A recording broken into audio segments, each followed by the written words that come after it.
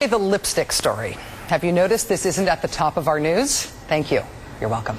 So Barack Obama said yesterday that John McCain will continue the policies of Bush and Cheney. Then he said, quote, "That's not change. That's just calling the same thing something different. You can put lipstick on a pig. It's still a pig." Are you outraged yet? No? That's because you're a rational human. The McCain campaign, however, thinks you can be whipped into a hysterical belief that Barack Obama was calling Sarah Palin a pig when he said that.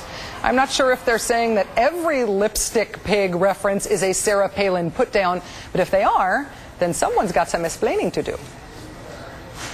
You can put lipstick on a pig. It's still a pig, in my view. I think they put some lipstick on the pig, but it's still a pig. The latest proposal I see is putting lipstick on a pig. It's hard for the McCain campaign to play the sexism card, honestly, at all, when McCain himself is on the record making a cruel joke about then-teenage Chelsea Clinton's looks. It's hard for the McCain campaign to play the sexism card, honestly, when we saw how he treated Senator Clinton's presidential candidacy. How do we beat the bitch?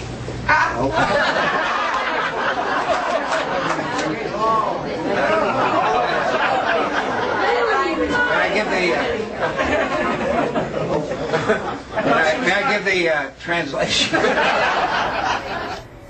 I know why the McCain campaign is playing the sexism card here. It sure is easier than talking about staying in Iraq indefinitely, the mortgage crisis, oil speculators, Phil Gramm, Rick Davis, bomb Iran. I know why they would rather talk about lipstick. I just can't believe they think we will go along with it. Let's call in Newsweek's senior editor and NBC analyst, Johnathon Alter. Hi, Jonathan. Nice to see you. Hi, Rachel. Congrats on the new show. Thank you very much. Does the lipstick scandal essentially boil down to the McCain campaign getting another day off from talking about Iraq and Afghanistan and the economy and all this other stuff? No question about it. I mean, when you're talking about lipstick, you're not talking about something serious that the voters really do want to hear about but are easily distracted from.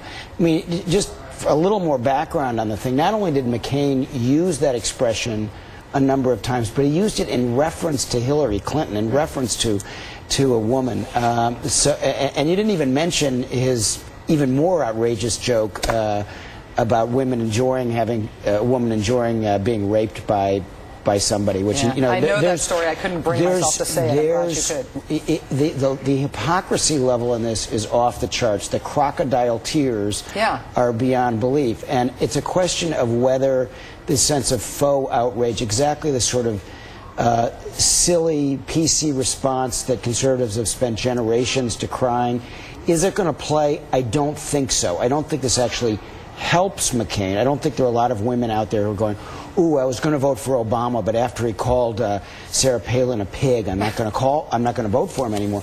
But what it does do is it runs down the clock, and it makes it harder for Obama to focus on other more important things. Well, the question, though, is whether it does cost them something for having so overplayed this card, overplayed their hand in this regard. I mean, Mike Huckabee said that Obama was definitely not talking about Palin. John McCain's own daughter, Megan, said her dad uses that phrase, lipstick on a pig, all the time. Obama himself is on his own accord bringing this up on the campaign trail today as a way of making the case that Republicans don't really care about the country, that they'd rather just engage in this sort of gutter politics so that they can avoid talking about the hard issues.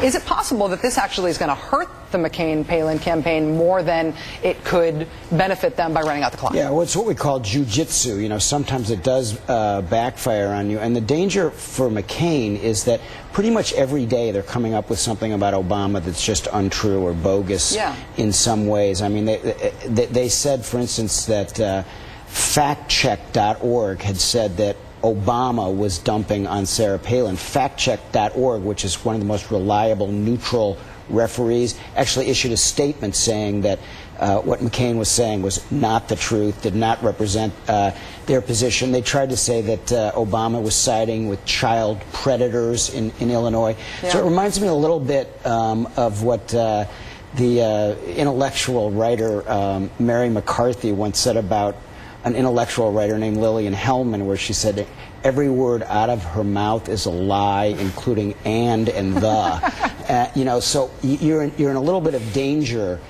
if you are throwing out so many untruths that people can't separate fact from fiction anymore, and you lose that credibility that actually John McCain had when he was on the Straight Talk Express. And that is the political bottom line here. That's how you know who is ultimately benefiting or losing here. Whether the story is, why is John McCain lying all the time, rather than the media jumping and the political cycle jumping from lie to lie to lie, investigating them all. That really might be happening, because this thing with the bridge to nowhere, the fact that Sarah Palin continues to distort the truth about her position on that, and even when she's been called on it over and over again, I think by the end of the week that's going to become a negative for the McCain campaign. Newsweek's Johnathon Alter, great to see you. Thanks for joining us. Good seeing you, Rachel.